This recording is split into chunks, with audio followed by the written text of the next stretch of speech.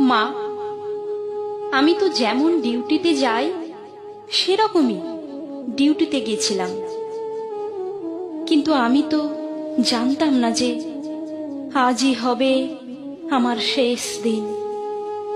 আমি তো আমার জুনিয়রদের সাথে একসাথে কত গল্প করতে করতে রাতের খাবার খেয়েছিলাম।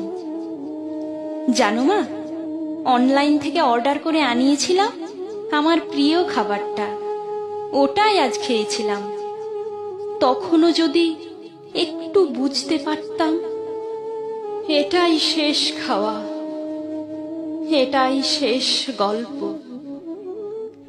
ডিউটির বাঁধনে আমি যখন ক্লান্ত হয়ে গেলাম মা, আমার চোখ দুটো ঘুমে বন্ধ হয়ে যাচ্ছিল, একটু শরীরের ক্লান্তি মেটাতে গেলাম। তখনও যদি বুঝতাম মা সারা জীবনের মতো বিশ্রামে চলে যাব। তখন ভোর রাত, আমি ওয়ার্ডে একা। তখন ভোরের শীতল বাতাসে আমার একটু ঠান্ডা লাগতে আমি লাল চাদরটা ঢাকা দিয়ে একটু চোখ বন্ধ করেছিলাম শুধু। সেই সময়ের অপেক্ষায় থাকা ওরা আমার সাথে। ছি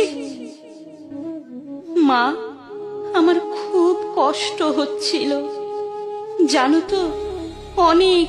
অনেকবার আমি বারণ করছিলাম, চিৎকার করছিলাম, বাঁচাও বাঁচাও, কে আছো আমাকে বাঁচাও।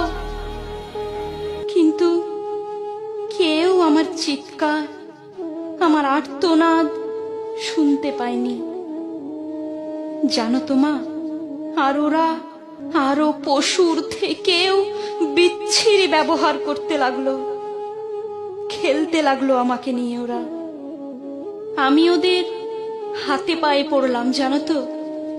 আমি এটাও বললাম যে আমাকে ছেড়ে দাও, দয়া করে ছেড়ে দাও, আমি কাউকে কিছু বলবো না, আমাকে যেতে দাও।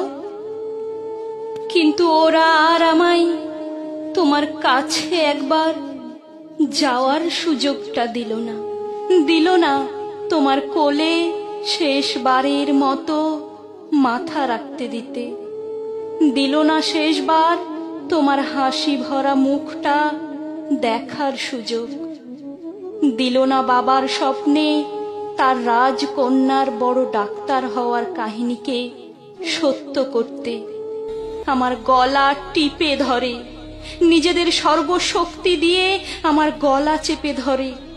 জানো মা, আমি অনেক চেষ্টা করছিলাম বাঁচার, কিন্তু হয়তো আজ ভগবানও চায়নি যে আমি হয়তো বেঁচে থাকি।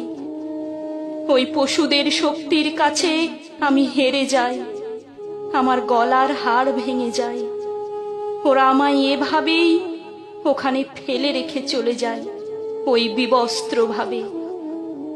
সকালে সবাই আসে, কিন্তু এ কি, আমি কারো সাথে কোনো কথা কেন বলতে পারছি না? তোমাকেও দেখতে পাচ্ছি, তোমায় কত করে ডাকছি, তুমি শুনতে কেন পারছো না মা আমার ডাক? ও মা, মাগো, এই তো দেখো, দেখো না মা, ও মা, এই তো আমি। তুমি কাঁদছো কেন? কি হয়েছে তোমার? ও মা। দেখি মা সামনে একটা লাশের দিকে তাকিয়ে হাউমাউ করে কাঁদছে। লাশটার মুখ দেখতে পেয়ে আমি শিউরে উঠি। এ কি, এটা যে আমারই নিথর দেহ। আমি কি তবে মারা গেছি? আমিও কাঁদতে শুরু করলাম। সবাই আমার এই মৃত্যুতে শোকাহত। সারা দুনিয়া আমার মৃত্যুর ঘটনা আপাতত জেনে গেছে, সবাই বিদ্রোহ করছে, কিন্তু আমি আমার নিথর দেহর দিকে তাকিয়ে রইলাম। আমার শেষটা তো আরো ভালো হতে পারত, বলো মা। দেখো না মা, ওরা আমার মুখের দেহের কি বিচ্ছিরি অবস্থা করেছে। দেখো মা, আমার চিৎকার করতে ইচ্ছে করছে, কিন্তু আমার আওয়াজ এখনো কেউ শুনতে পারছে না। আমি এতগুলো লোকের সামনে চিৎকার করছি, কিন্তু একটা কেউ আমার এই চিৎকার শুনতে পারছে না। কেউ না, কেউ না।